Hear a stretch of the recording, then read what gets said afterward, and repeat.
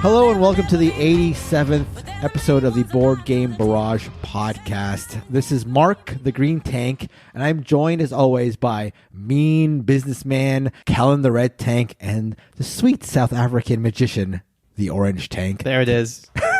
Neelan. The Victorian magician, right? So we're starting a new segment, Neelan's Magic Corner. Yeah. All right, Neelan. What have you got for us today from Victorian Magic? This is going to go really well on the audio podcast, but He's putting on his... I'm putting on my cape. Yes, his Victorian cape and... And oh my God, what is that? It's a Victorian rabbit.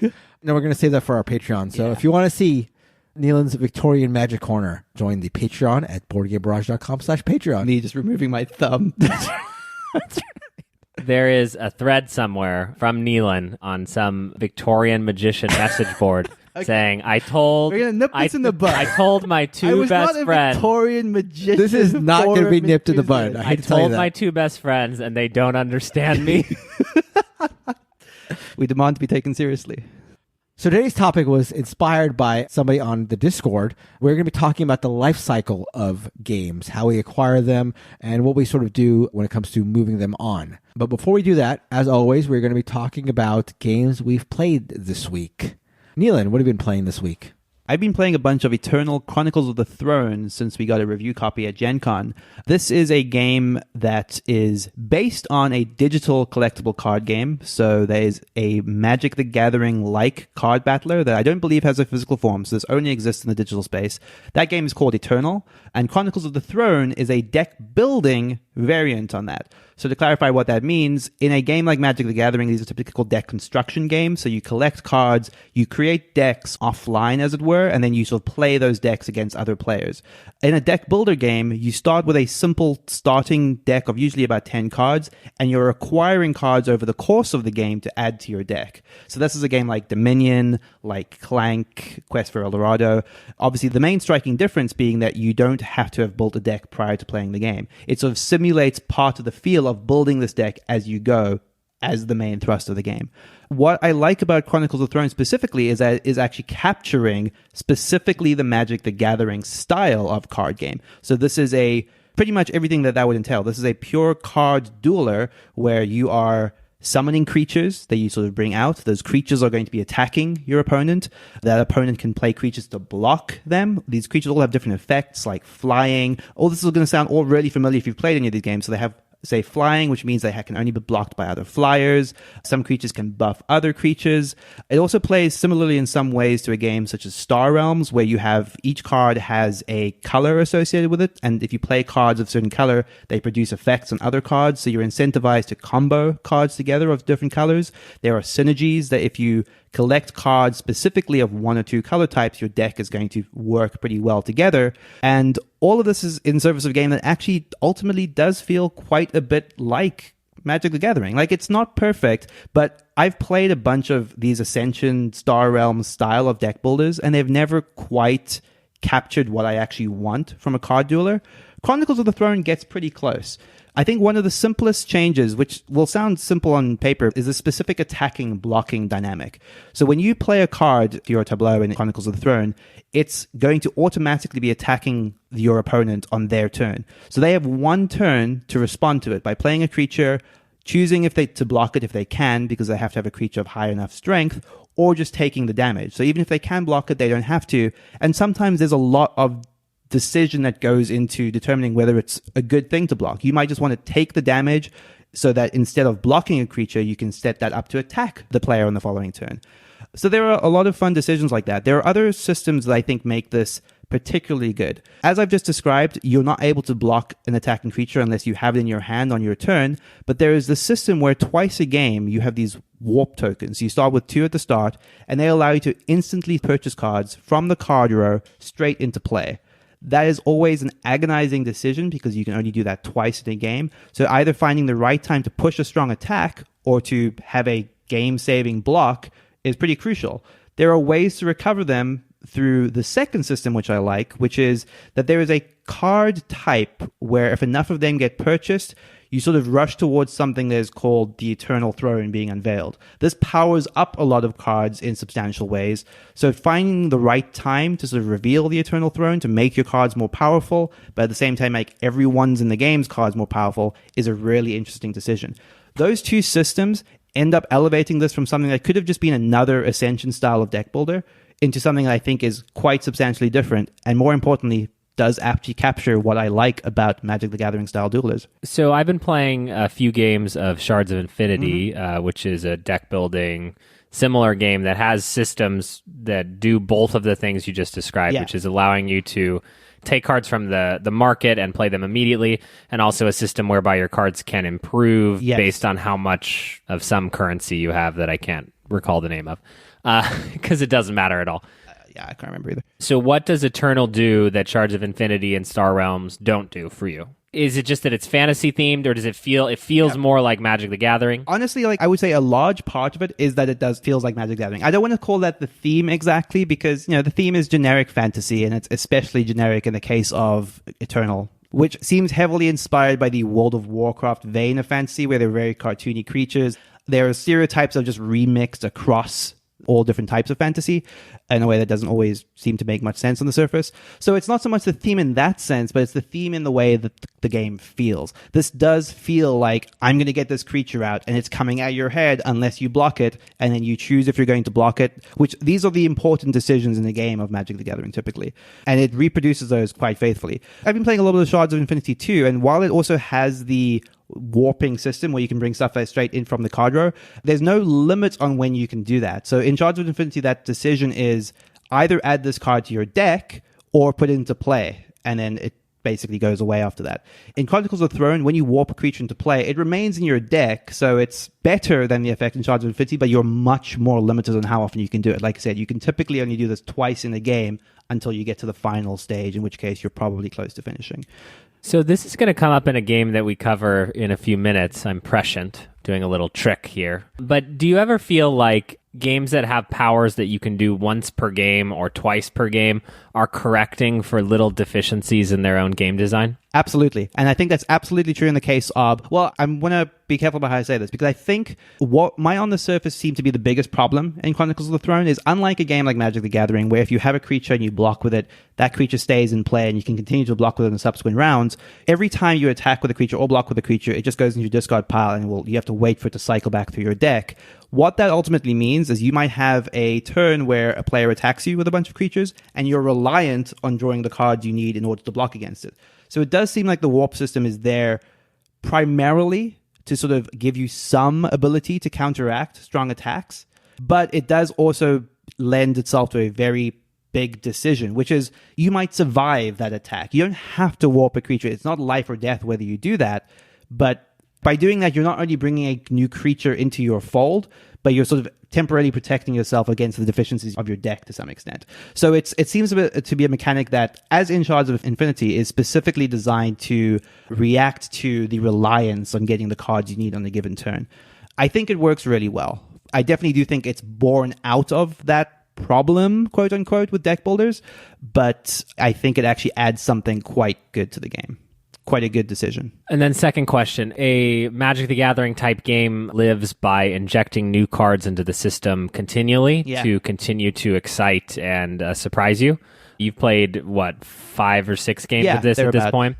Is there 10 more plays buried in there before they add in new cards? Or is it a perennial kind of back and forth that you feel like can live longer than that? I think there's a fair bit of life in it. I think there is definitely a time on it, because you have a fairly chunky deck of cards, and there aren't that many repeats in it, surprisingly. I think there are a few cards that are there twice, but a lot of the times if you play subsequent games of it, you're not going to see those cards again, right?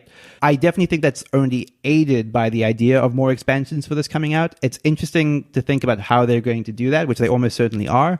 Are you just going to add those to the deck? Would you maybe use a different deck? I would love to play this game almost with a completely new Forge deck, say, the second time around. Whether that's a standalone game or an expansion, I don't know, but I'm interested in it. Because one of the things that Magic expansions allow you to do, for example, are introduce new mechanics that synergize in interesting ways to actually fundamentally change the game. And that's exactly the sort of thing I'd like to see in Chronicles of the Throne. But even as is in the base set, I'm having a lot more fun with it than I have with most of these dueling deck builders by quite a margin. That is Eternal Chronicles of the Throne. Hot on the heels of another 18XX hybrid that we talked about and played a couple weeks ago, which was the City of the Big Shoulders, we played 18 Lilliput, which is, again, another 18XX hybrid style game. We played this with listener Nate just very recently. So 18 Lilliput is a train game. So this is more like an 18XX there alone, because a Big Shoulders is not a train game. And in Lilliput, what you're doing is you start off with a character. You have a character that gives you a special power. And then it's a action selection game. There are a number of cards on the table every round, and when you choose to do one, it becomes unavailable to the other players. The actions that are possible are things like buy and sell stock, which is a single action you can do. You can sell as many stocks as you want, buy a single one, which is a very 18XX action to do. There is a lay track action, and some of the lay track actions allow you to lay 2 tracks. So those are the premium ones. And once they are taken, they're out for the round. There is an option to add money to either your personal coffers or to your company coffers. And like all 18XX games, your personal money is separate from the money that you have in the company treasury. There is an action to buy trains for your company, either 1 train or 2 trains. And obviously the 2 train action is the premium action. And so on a turn of 18 Lilliput, the start player, which rotates, selects one of those actions. The players in turn order select their own actions, which again dwindle as they're taken, and then it snakes back. So the player who is last takes 2 actions, and it comes back to the first player. And what you're trying to do is and this will be very familiar to 18XX players, you are building routes on the board. The way that the routes in this game manifest themselves is unlike an 18XX game, which has a fixed map that can be manipulated. So, there can be Chicago and you can have Kansas City in an 18XX game, and those are fixed places, but the way you lay your track can vary greatly in an 18XX game. In this game, you're doing it with square cards that you are placing from a central city. I forget the name of the city, Monte something or other. I think it's probably from the Lilliput story by Jonathan Swift. Little literature injection into this podcast. Wait, anyway, not a real place? Lilliput? Yeah. You're not familiar with Gulf No, I know, but yeah. Do you think there are Lilliputians? Do you think they're little people? No. I'm just. It's not a take on an actual. So, place. Neil's Mensa membership is now under. I am very familiar with Lilliput, but so you claim anyway. While you check that, so what you're doing is, if you select a lay track action, you take a card, and like 18XX games, there's a first arrow, which is yellow, second arrow, which is green, third arrow, which is brown. Very common to 18XX games, and you can only build a green track on top of a yellow track. This will be, again, familiar to those who are familiar with the genre. And so you're creating this track from nothing, from this central city. Some of the cards that you place have cities. We have a verdict on whether Lilliput exists. Absolutely right. Wikipedia says Lilliput is a real place. Is it really? End of article. No, that's what they had in it. I almost had me going there. So, yes, and then you're building a map, this abstracted map, and you are running your trains. Trains start out as 2 trains, which you can only visit 2 cities, and the cities are assigned a value, so there's could be a 50 city and a 20 city, and if you have a 2 train, you can only hit those 2 cities because that's the limit to your length. If you had a 5 train and there were 5 cities that you have access to because they're not blocked by you by another player, you could run the train through all 5 cities and have a more lucrative trip. And then, again, like other 18XX games and like City of the Big Shoulders, you can choose to keep all the money in the company coffers, or you can choose to pay dividends, which increases your stock price. I was interested in playing this game because I know it is very divisive in the 18XX community. But before I get into that aspect of it, I'm interested to see what you guys thought of 18 Lilliput. This and City of the Big Shoulders have me pretty convinced that I should try an 18XX game. I love hearing that. I liked City of the Big Shoulders a little bit more than 18 Lilliput, to be honest, but I admired condensing the feel into what was a 2-hour game in 18 Lilliput specifically, and preserving, based on what you've been telling me, a lot more about what makes an 18XX game an 18XX game. The idea of trains that decay over time felt potentially punishing if you're not preparing for it. Yep. I think there are specific nuances to 18 Lilliput that felt not ideal. The action selection system where you sort of snake back is obviously by design largely dependent on turn order, but it means if you're the fourth pick on what is a fairly tight board where there are sometimes only a single card that allows you to do a quite specific action, you might just be out of luck. And because that only rotates, obviously, every round, of which there are 8 in the game, and timing is quite important for making sure you get trains at the right point, say, potentially, you could get multiple turns where you just have no opportunity to do something quite crucial. That felt a little bit unfortunate, but in general, I liked a lot about it. Certainly made me want to play an 18XX. Yeah, my hot take was substantially more negative. City of the Big Shoulders, I really, really enjoyed. I think, obviously, I'm not a huge fan of spatial puzzles, and so City of the Big Shoulders abstracts that away entirely. This game is all about that abstract puzzle, and in a way, it feels like it is that abstract puzzle, and then they've bolted on all the 18XX systems, but they're more meaningless than they were in City of the Big Shoulders. The buying and selling of stock in this game is tied to that extremely tight action selection. City of the Big Shoulders, you're buying and selling stock independent of your worker placement. So in this game, if you want to buy a share in someone else's company, you are foregoing building track, or you're foregoing buying trains. And that felt extremely punishing. And then coupled that with the fact that literally there was almost never a reason not to just keep going up and up and up on the value of a corporation. It didn't feel like there were a ton of decisions to make in terms of, should I invest in Nealon's company or Mark's company? Every company was moving up. It was more a factor of, what could I afford to invest in? So that manipulation of there felt more shallow because the opportunities you have to even interact with that market are tied to you not participating in the rest of the game, and more shallow because it just seemed like it added some Care Bear rails to the system and made it so everyone was just moving up and up and up. Yeah, I mean, I wonder because nobody did any stock tanking. But in order to do that, you'd have to give up building your own route.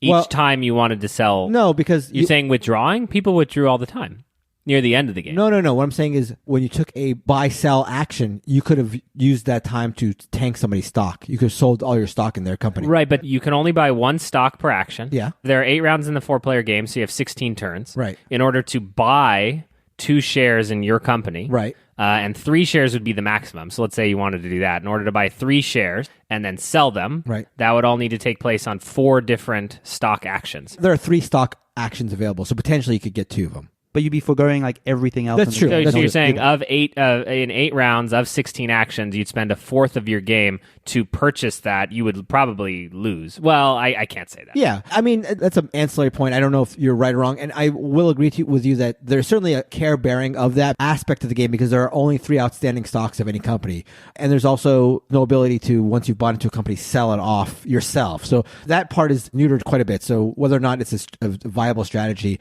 your point stands. So the issues that 18XX fans have with this game is the action selection part of it, because like City of the Big Shoulders, like you were saying, there's always an opportunity to buy and sell stock. It's a round. There's the stock round. That's the foundations of an 18XX game. And in this game, you might not be able to buy anybody else's stock throughout the entire game because of the turn order or because you're cutting off much more valuable moves. So that's one of the gripes that people have, and I can get that quite a bit. There's also the player power is something that fans of 18XX games aren't a fan of, and I get that part as well. Yeah, 4-player game with a snake draft of actions never feels particularly good because it sometimes in the first round there seems to be a definitive 1 or 2 options, and the 4th player in that is taking sort of the 2 best actions left, and then the last action available in the first round is like take money because there's nothing you can do. Yeah. So then as turn order passes, it just doesn't feel satisfying that your choices are so harshly constricted by the turn order. It definitely felt to me more 18XX, maybe just in the map. Just the fact that the map is completely out of City of the Big Shoulders is glaring, as much as the fact that there's no stock phase in this game is glaring. They're both glaring. Omissions, they serve a purpose for sure, so they're not necessarily negative, but they're just interesting aspects that have been cut out of the 18XX games that these games are trying to sort of tiptoe around. You know what we need to cut out of the 18XX genre? What's that? Trains. That's been done. 18XX game in space. Space trains? But is it just literally space trains? Yeah, I think it is like space trains. Oh my god. Yeah. They didn't cut out trains. What are you talking about? They took them to the space. Well, I think they might be called like, they might be spaceships. Yes, brains. That's very funny. So yeah, I'm glad someone thinks so. What's that? I'm glad someone thinks so. That is 18 Lilliput. Kellen, what have you been playing? Thank you for asking. One of my top 5 most anticipated games of Gen Con 2019, a convention in Indianapolis, Indiana, at the Omni Hotel. Okay. It was Tonari. Tonari is from IDW Games. IDW sent us a copy of Tonari, and I was very excited for it to show up. It's designed by Alex Randolph and Bruno Ferduti. Tonari has a very striking box cover. I think it is Kwanchai Morier art for fishermen on a boat. And what I love about the pitch for this game, or the twist, as we like to call it, is that your score in a 3 and 4 player game is your score plus the score of the player to your left. This feels reminiscent of systems out of games like Between Two Cities, except you're only focused on one other player in conjunction with you. So what you do in Tonari is you have a very beautiful board, a very cool, ornate little boat token, and then these fish tokens that are on every hexagon of the board. And each turn, you literally move the boat in one direction and collect a fish token, and that's the game. As soon as you cannot move the boat anywhere because there are no fish tokens to collect, the game will end and you will score. That is the whole game, but there are different types of fish. The red, green, blue, and yellow fish all score in exponential scoring. There is a shrimp type of token, and whoever has the most of that token scores 8 points, and the next most gets 0 points. There's some negative points. There's some special powers. There's a token that lets you double the value of all of one color of fish in the game. So you're constantly navigating this boat around, but also potentially thinking about what the next player is going to do, because you could lead him right towards the trash, towards the negative 5 points. The game can also end in like 4 minutes if you navigate the boat poorly. Another interesting rub, and I'll ask what you guys think about it first, is that I have now played this with you guys twice, with Christina twice at 2 players, and the game is very different at 2 versus 3 players, because in a 2-player game, your score is your own. You're not worried about anyone else. In a 3-player game, we're now worried about each other. What do you guys think of Tonari by IDW? My initial gut feeling was I got the same feeling with this as I did with Blue Lagoon, insofar as it's the game I like. I don't like this as much as Blue Lagoon, but it's a game that I just do not play very well, although I finished second place in both of our games. Okay. I finished second place in both our games. Okay, Hold on, Mark, you asked me to answer the question. Let me answer the question. Counselor? So the thing that I'm interested in is whether or not I will ever consider the fact that I'm helping the second player and hurting the third player, because I think you can play this game in a very brain-burny, like, consider your move and think about the permutations and like very slow, but it doesn't feel like a game that should be played at that pace. Maybe there should be some consideration, but it feels like a game that should be played quicker, and I think our games were both done in less than 15 minutes, which is a nice selling point of the game. I think that the fact that your score is your score plus the player to the left is interesting. I just don't know if in practice how much that'll affect my game. I certainly found it affecting my game a couple times during our actions, but there are so many, at least in the early game, so many spots that a person can jump to that for me calculating, okay, what is best for Neelan, who's the next player, but worst for Kellen, who's like 2 turns from now, it felt like, let me just take what's best for me. It just felt like the best course of action. And that proved to be the case because I finished second in both games. Okay. Neelan? So, Neelan, no. answer the question. All right, go ahead. Go ahead. Say your piece. So just to correct the record. No, the record is accurate. First of all, is the record not accurate that I was second in both games? Answer that question. Okay. The record is accurate. Go on. Neelan scored the most points in both of our games. I scored the second most points in both of our games. And Mark brought up the rear in both games, which caused me to lose the game in both games because Mark is climbing on Neelan's boat, getting all the points, and I'm getting your boat. So, yes, Mark, you got second place in both games. All right, and you Neelan, tactical go on. Genius. Neelan. I think the thing I would contend is that one of the things I did both games was ensure that you got negative points in each of them, right? Which I think largely contributed, because that hurts both you and Kellen, obviously. And it sort of became a little bit more apparent that it's maybe less about worrying so much about the player to your left as hurting the player to your right, because that is, in effect, also hurting your opponent. Like Kellen, as much as I might be tempted to help Kellen to boost my score, it's more about hurting my player to my right, because that hurts both of you. Yeah. And in both games, I was able to manipulate situations where Mark was forced to take negative points, which I think in both cases ended up giving me the win. I think there is a nuance on it that is interesting, but like you said, I don't know if the game would be bad if you were just playing for your personal score, honestly. The left and right player thing just changes it in a way that doesn't feel... I don't know if it just really feels consistent with what the game is trying to do. I liked it. It's an interesting twist in the game that you don't see very often. Certainly made it feel very different from other abstract, games like this. So I did like that side of it, but it just gave it a little bit of a wonkiness that was hard to navigate, I would say. It's hard to know exactly what an optimal play is when you're trying to think a little bit about both the player to your left and your right score. So I think this is beautiful. That's first of all. Yes. It's very, very pretty. And it was also really fun at 2 players. And the reason that it was fun at 2 players is Christina won both games actually of that as well. So I've lost 4 games of Tonari today. That's great. Was that the first game, I just got us into a position where I went, she's about to end the game. So I drove the boat off into a corner, and the game was over 3 minutes after it started, and it was a score of 4-2 or something like that, or 4-3 even. And the fact that you kind of can end the game that quickly is really interesting in that 2-player push and pull. You've also got a 4 players, which we have not tried yet, which I think would make your score to the player to your left a little less wonky, just given that there's more players and you're all looking to your left as opposed to looking to your left and right.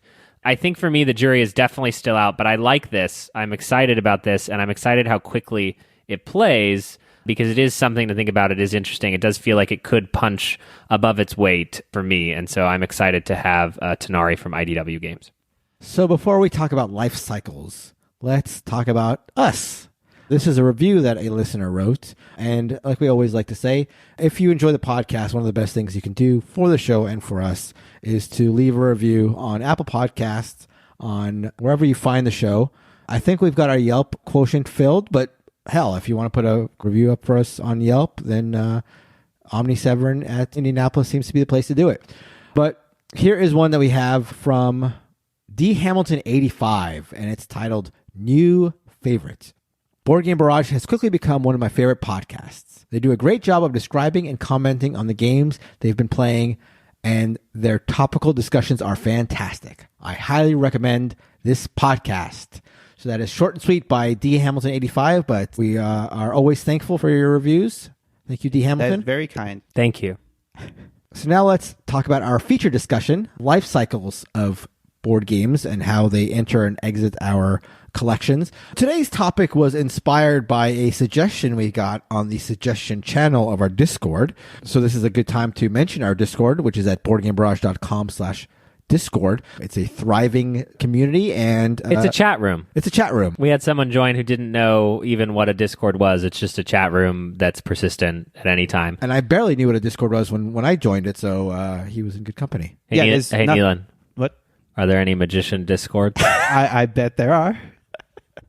So this comes from the suggestion channel, and this is from one of my favorite Discorders. This is I Was the First Klund, whose name I always find amusing.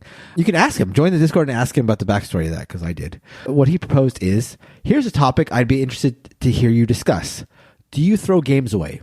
Why or why not? Do you throw away a legacy game when done with it? What about a game that you, quote unquote, got its money's worth from? I wore out my old copy of Fuse and bought a new one, but my old copy is still on a shelf. Why? I have no idea. So that is an interesting question, and we're going to sort of take a tangent on that. We're going to be talking about the life cycle of board games, how we go about acquiring them, and how we end up moving them on, be it trash or otherwise. So before we dive into that, before we dive into the life cycle, let's address First Klund's question. Do you guys throw games away?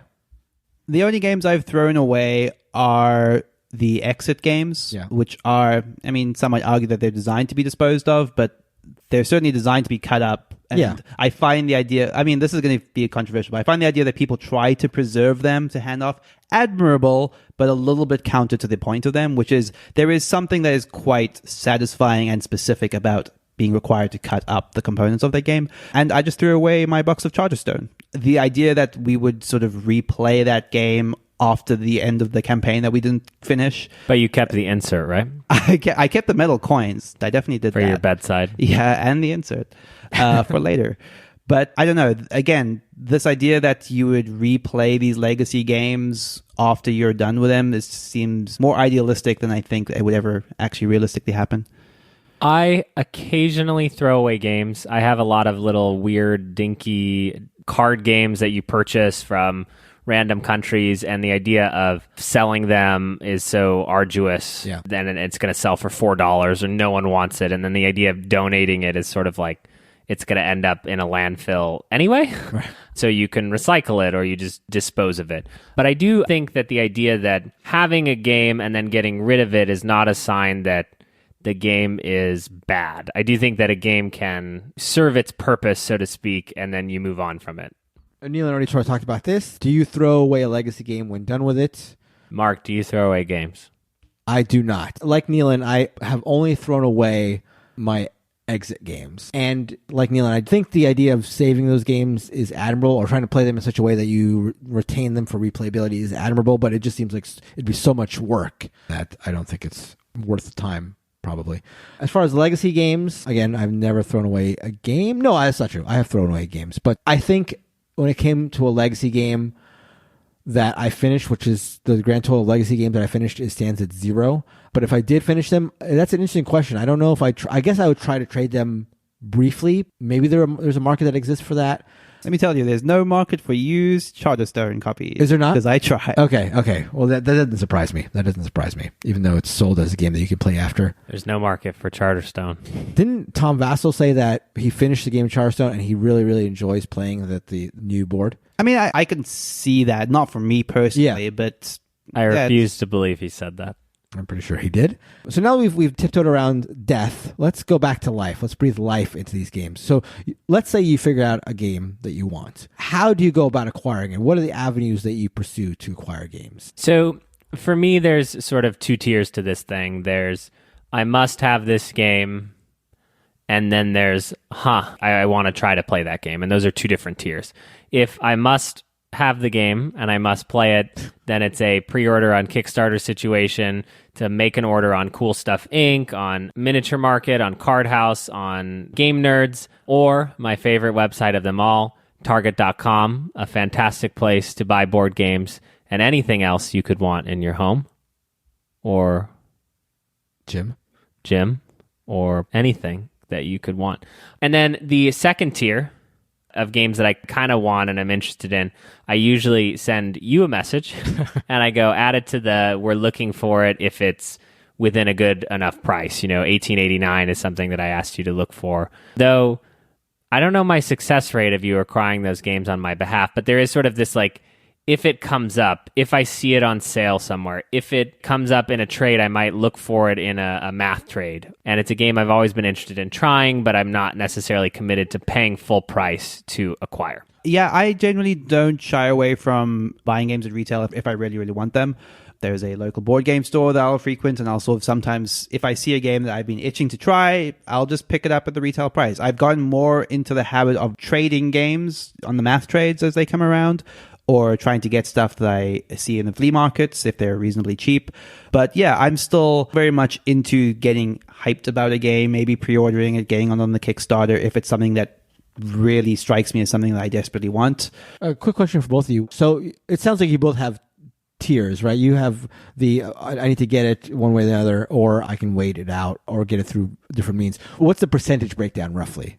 What percentage of them are purchase at retail, I'm going to get it now, and what percentage are weights? I mean, I maintain a small list of about maybe 10 games that are kind of I'm sort of tangentially interested in this. If I see this crop up in a math trade or a flea market situation or just somewhere on a sale, that I might pick them up, but I'm not rushing to buy. I would say the large majority of games are ones that if I want them, I will just get them, yeah. Yeah, it's probably an 80-20 situation. 80% I just acquire them. I do find that if you have that game that you're interested in playing, you're likely the only person that's going to pick it up in your game group or your group of friends. So it's if you want to play it, you're going to need to buy it. Right. And so at some point for me, it may be worth it just to buy it for that one play. Now, that may not be the case for anyone in their game group. They may be looking for stuff with much more longevity than that. But for me, it is a weird barometer, right? Because that means maybe I don't really want to play. Yeah, and it will surprise nobody who listens to the podcast that my ratio is probably the exact inverse. I will rarely, and the number has gone down for me. I used to buy way more games than I do now. Even then, though, even at my buying peak, I was probably buying 30% of the games I was acquiring or 40% of the games I was acquiring. I predominantly trade for games either on math trades or flea markets, or I'll buy games through the flea market. Yeah, and I think illustrative of this is just literally one of the games of Gen Con 2018 you were most excited to play was Piepmatz, right? The little bird game. It's adorable. It was like $15 at Gen Con. And it was 25. Well, I tried to get you to buy it because it was on your list, and I wanted to play it, and you would not buy it. And you just recently acquired this at Strategicon. I recently acquired a sealed copy of this game for a Paco game, which is like a $3 game. But a year later... But who cares? The game's still there. You wanted to play gone. it. Yeah, thank you, Yeah, Neelan. I wanted to play it, but I've played like 6,000 games in the For me, that's the biggest thing. And another thing is, like, I could have bought it at Gen Con, and it could have turned out to be a dud. I mean, Kellen's number one game of that same con was Nyctophobia. What's going on with your copy of Nyctophobia? That was not my number one. Because if you was it my number one? Because if you can't find your copy of Nyctophobia, I just ran into a bunch of them at Target that were on clearance for like $1.50. So you can not worth it. Don't buy it. So honestly, that's one of the biggest things for me is like all these games come out. I think there was a point, I don't know when it was, but just like the hype, this board game hype, it was like every game was like the best game. Every single game coming out is like the best game, or that's what the hype would tell you. And I got to a point where like I played a couple of these, or I went in on Kickstarters for a couple of these. And I'm very discerning when it comes to Kickstarters. Like, I need to know a game is going to be solid if I'm going to back it on Kickstarter. And there were a couple games where I thought they were going to be solid based on looking at it and based on this crazy hype. And the game comes in and it's just like, I have 10 games in my collection that are way better than this. Like, why did I rush out for this? And so that sort of changed my mindset. And like as I've said on the previous podcast, like, if a game is good, let other people prove that to you. Read the reviews, read what the criticisms are, find out if a game is something that you'll like, and it'll still be available in the market. Obviously, there are edge cases where a game has a very short print run and then it's hard to find, but even these really hard to find games, if you want them enough, and if you're patient enough, and I know that's hard, I know there's that fear of missing out is like a real thing, and it's a natural human feeling. I get that. I don't think anybody's wrong to have that feeling, but I think there are benefits to resisting that urge. I think that's very sensible, to be honest. I mean, like, it's something I want to fight the instinct to feel like I have to jump on these things at the first opportunity. I'm very bad at that. And I certainly don't want to advocate this idea that if you want something, you should just buy it at the earliest opportunity. Like, obviously, that is something that is very much specific to us in the position that we're in. Make that judgment for yourself. But at the same time, I kind of feel like we're talking about one of the games you were most excited for. That's relatively cheap, right? Like, if that's not the game you're going to acquire at retail, what is? Like, what is the sort of game you would still pick up at retail price? That's a great question. Honestly, I hadn't considered that question before you brought it up. For me to buy a game at retail at this point, it would take me sort of, knowing it was a solid game. Like, I would have to know that it was going to be a great game. I'd have to see reviews. I'd have to read the rulebook. There'd have to be something that made clear to me that it was a great game. And I would have to know that it was going to be like a one-time run thing. Like, it was going to be a short print run. And even that is not a clincher. Like, even those two caveats are not a clincher. Because I just feel like point me to the game that if you knew you never were going to get it, or you're never going to play it, would ruin your life. Like, what is the best game? Like, I love Biblios. If I could never play Biblios, I could play any number of other games. There's still a ton of games. To me, in the way I look at games, there's no indispensable game. So let's extemporize for just a bit here, because I think that point, that inflection point that you're speaking of, where you went from maybe buying more retail to not, I reached as well, but in perhaps a different way. And that is where I went from being a huge completionist to not giving a literal about having all the options and promos and add-ons and modules and Kickstarter extras. So I have changed, but I do think in some ways it's a deep cynicism. Like, almost what you're articulating is that, like, no game is good enough. Like, that the games are, like, any individual, the games are interchangeable. Right. And I think there's truth to that. Yeah, because I pose the question to you now, and this is unfair to me to throw it at you right now, but like, what is a single game that if it still exists, I'm not saying it never exists, but a game that exists that if I told you you're never allowed to play the game again would crush you? Being 2 missions out from a Gloomhaven campaign, it would probably be that at this point. That's true. That's fair. And maybe Gloomhaven is the answer to a lot of people. But I feel like that frees me from the shackles of feeling like if I don't play a game or if I don't have a game, it's going to negatively affect me. I derive joy from a ton of different games, and it may not be the exact type of joy, but the games I like are all enjoyable. So if I can't get to one now, then... Yeah, I mean, because this does also feel similar to Tom Vassell from the Tower, where it's like, who cares if you can't get this game, just get a different game. Right. Like, very much like, don't worry about the print run, like, it doesn't matter, there'll be a newer remix, different version with a cooler theme later. I would say, I don't like what this means. Yeah, I get that. And it makes me a little uncomfortable. So if you could just get the out. No, but I know the feeling. Like, I understand, because when Rising Sun is on Kickstarter and you're telling me Eric Lang has a minis game, it's got the oversized minis, the extra map, it's got the Japanese theme, oh my god, the components. Before you play it, before you get it, when you back it, it is that my life would be crushed. For sure. It is my life would be crushed without it. Yeah, right. I get that. But I've seen that happen enough times, and I know it's never true, that I just... And then you get it, right. And then Rising Sun is a good game. It's not a bad game. It's not amazing for me, so I moved on from it. But that deflation almost comes like when you receive the game. Right. Sometimes you're not even excited about the game to come. Right. I have that a lot where I sort of look at the games I'm arriving in the next month on Kickstarter. I'm like, it's almost like a burden. Like, oh God, these are coming, because I'm so far past the point where I had that excitement, that feeling like this was the game I had to have and had to spend money on. And I get it. But a part of what you're also talking about is dissolving all emotion and excitement about, a hobby of yours, a passion of yours. Right. And commodifying it a little bit, and it's... Well, I see what you're saying, but for me, it's not that. I mean, yes, for me, no game is irreplaceable, but I feel like a freedom because I can sort of enjoy any game. Like, I don't need this game. I have all these great games. I have all these, like, either classic games or new games I love. I have these games that I love, and they're there. Like, they've proven themselves. This game that comes out that everybody's thinking is the next best game of all time is probably not going to be the best game of all time. I have all these great games, like the hype. I just feel like I just see through it. I get that that's a fun part of the hobby. He's Neo in the Matrix.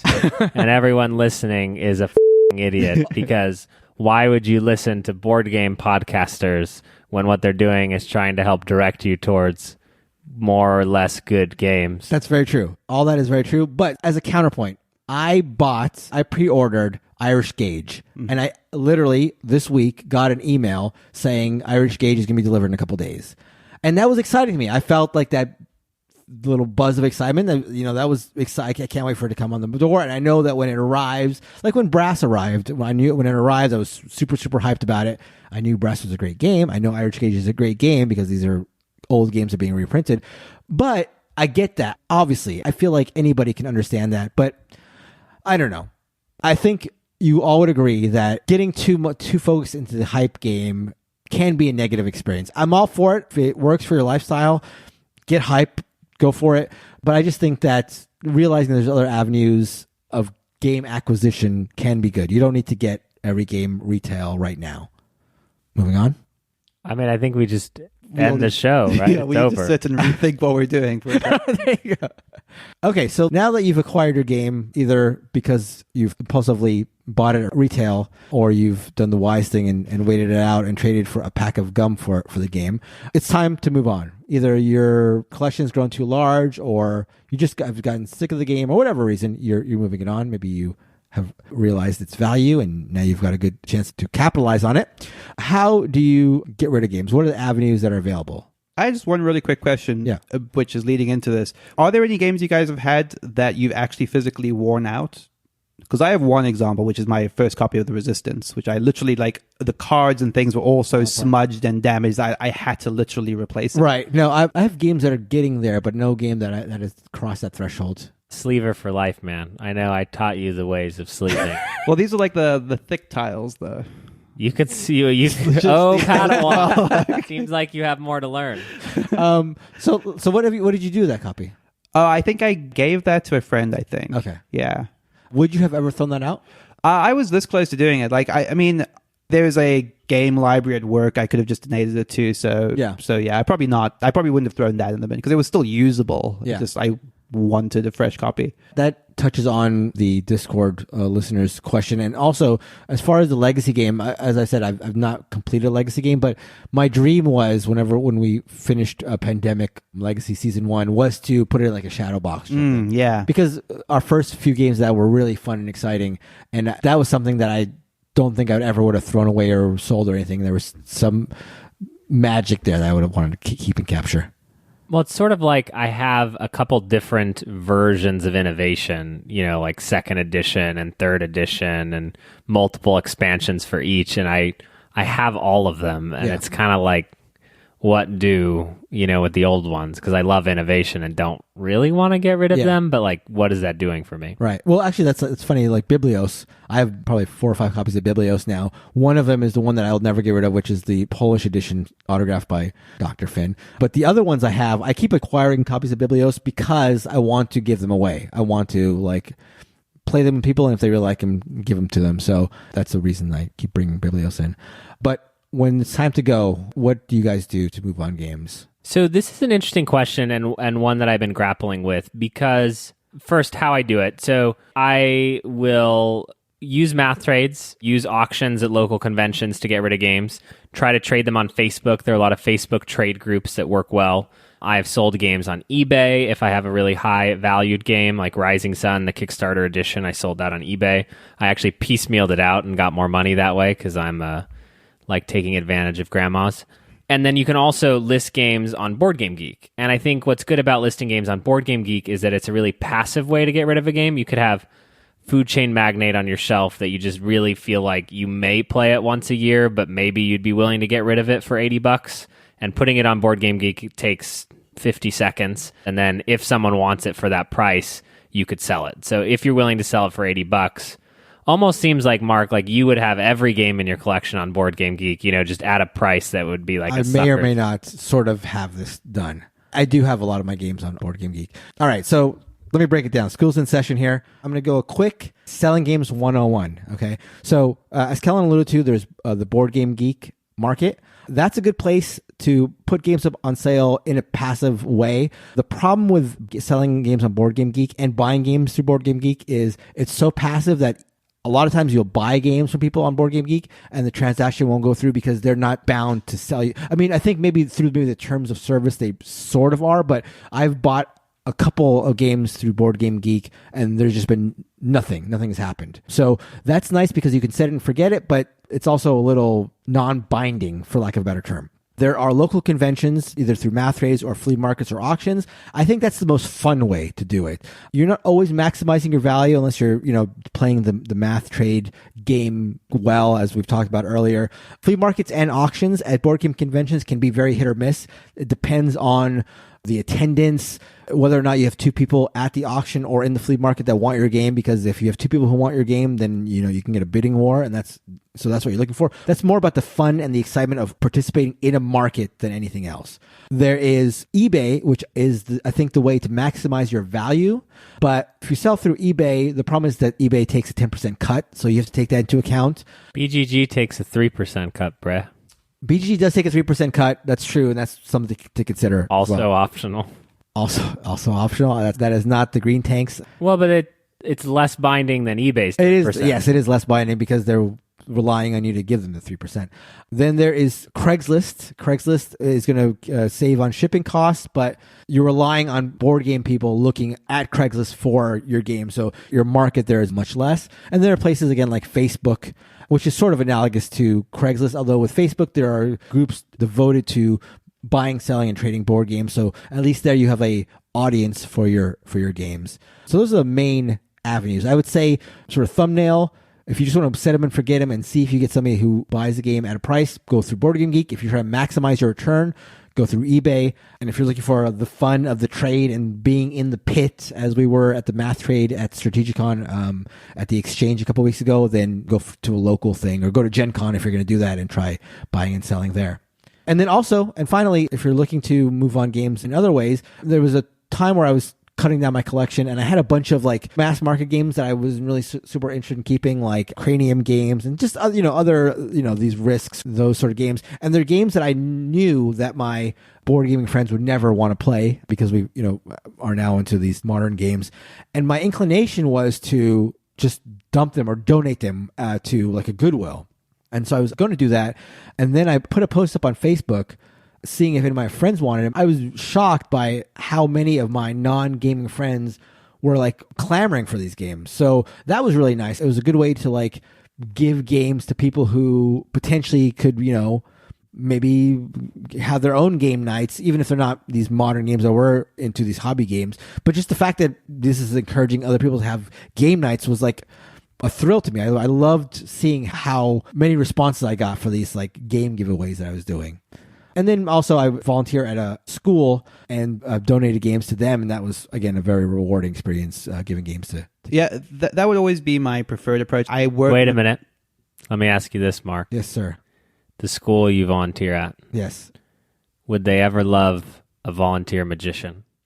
Oh, they've never had a Victorian magician come. Could they use my services? They could. The kids are always talking about Victorian magic, so yeah, that's right. That's appropriate because I'm a Victorian magician that used to cater pretty much exclusively to kids. So great. No, I was gonna say the stuff you described would always be my preferred way. I work in an environment with a generally quite nerdy group of people, so it's. Normally, my first course is just to sort of send an email out or sort of give them, like, say, to the game library or ask people like, hey, I have these games. But this is typically if I know that there's not that much value in them. Right. Then I'll say, hey, does anyone want these? Yeah. That feels good just to give to people that may not necessarily know exactly what the game is or whether they're going to like it, but just willing to take a gamble on it.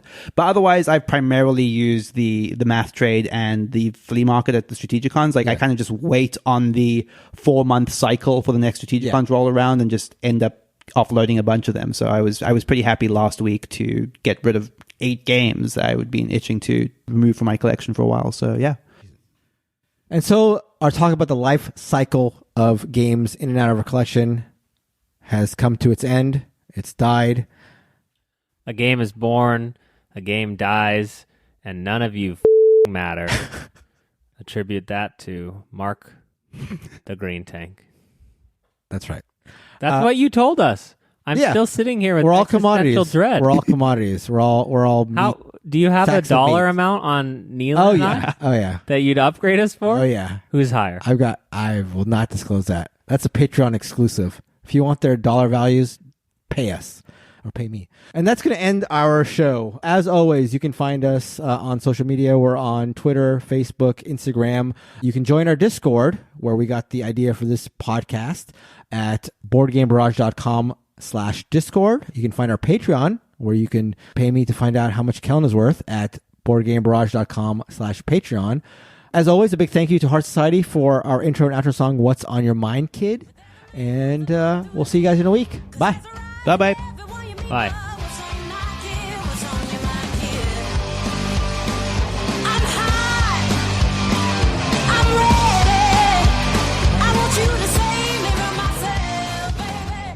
Check your text messages.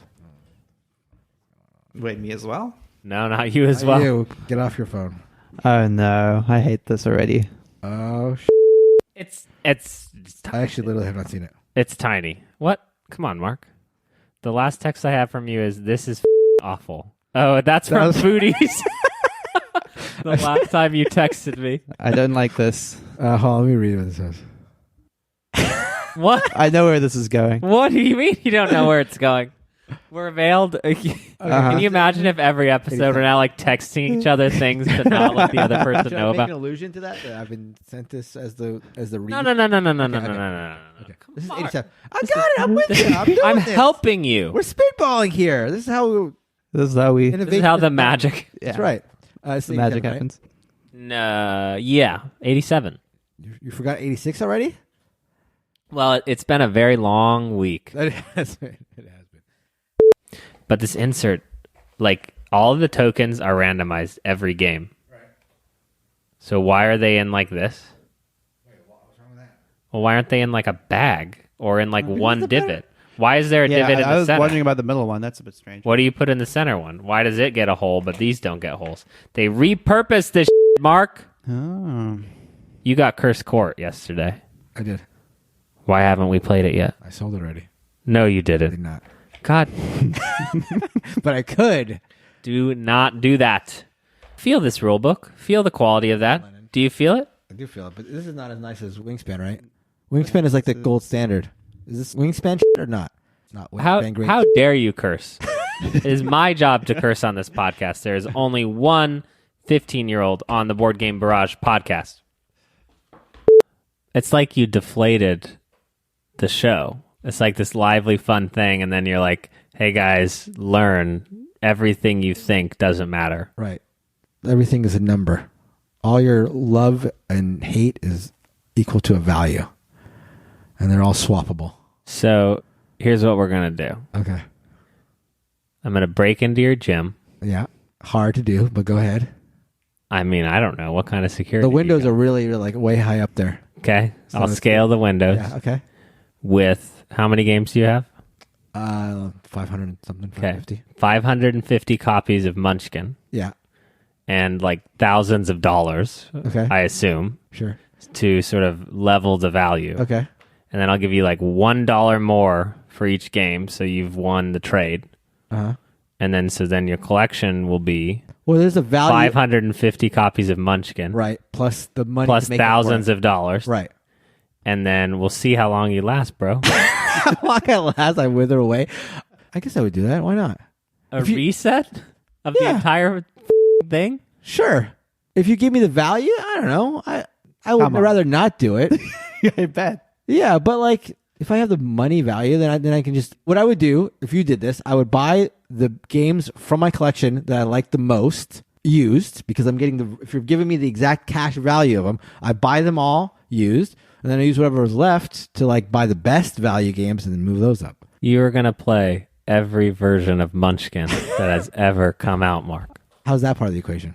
Because I gave that's all you have. That's all you have to play, and it's all the same to you, dude. Wait, but so you're saying, and then now I'm stuck in the gym. I can never leave the confines of the gym.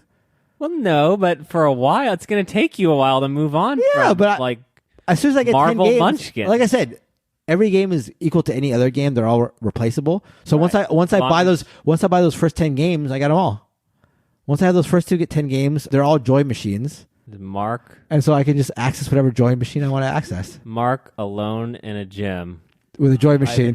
With a joy machine. With all the Munchkins, but your pockets are stuffed. That's right. There you go. They're stuffed with money. So now let's talk. So now let's get into the meat of the. So now let's talk about. Okay, here we go.